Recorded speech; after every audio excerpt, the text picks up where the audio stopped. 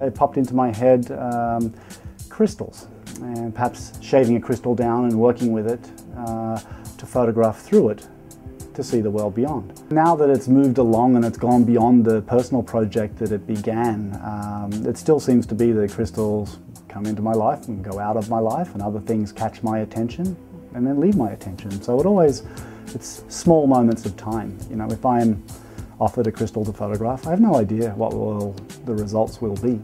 Sometimes the results will be absolutely nothing. Other times the results will be absolutely amazing. I was photographing a very unassuming pyramid-shaped crystal, and as I was moving around with it with my camera lens, I saw this relatively aggressive looking either mask or face, a profile of one, sort of was coming through, and I could see it right, you know, as I was looking through the camera. It's like, wow, this is crazy. So I made an image of it.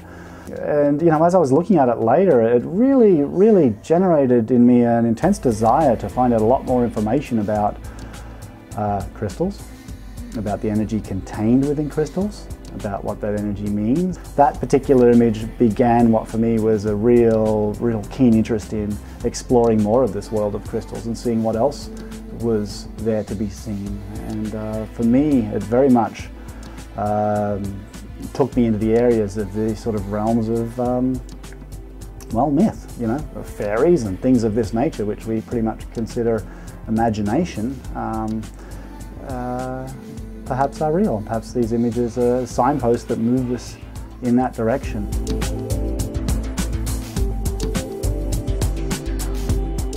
It's a psychological phenomenon, and sometimes when we come across random stimuli, we can actually see a figure or an object in the stimuli, even though it's not there. Okay, it's pretty fascinating.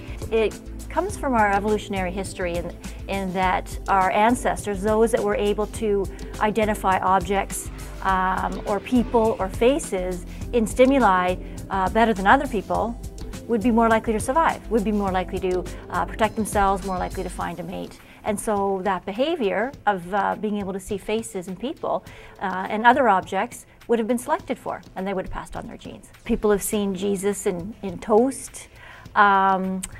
People thought they saw the devil in the smoke coming out of the buildings in 9/11. So there are a lot of famous examples.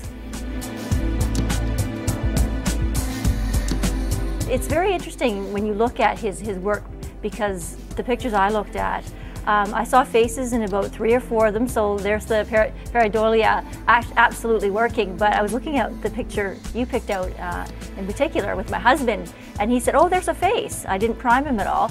And I said, oh, where is the face? And he actually pointed to something different than I saw. So it was very, very interesting. Yeah, and I think that's what's so fascinating about his work, because you get to see this psychological phenomenon in work.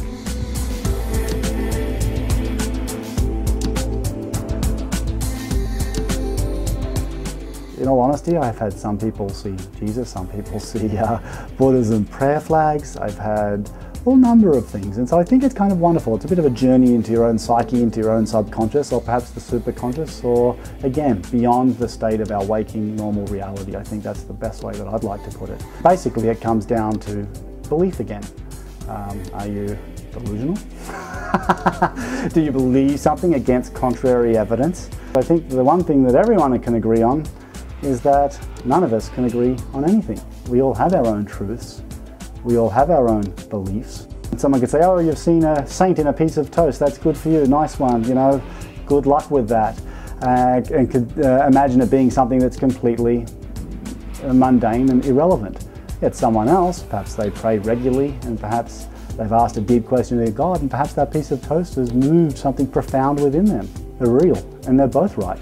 The world used to be considered flat, now it's not. Beliefs change. And that's what's exciting to me, is I think the new frontier for many of us is the subtle energies of nature and moving into our heart space. I think that space and opening up of that side of ourselves and those capabilities within humans is what will bring us forward to evolve as a wonderful culture.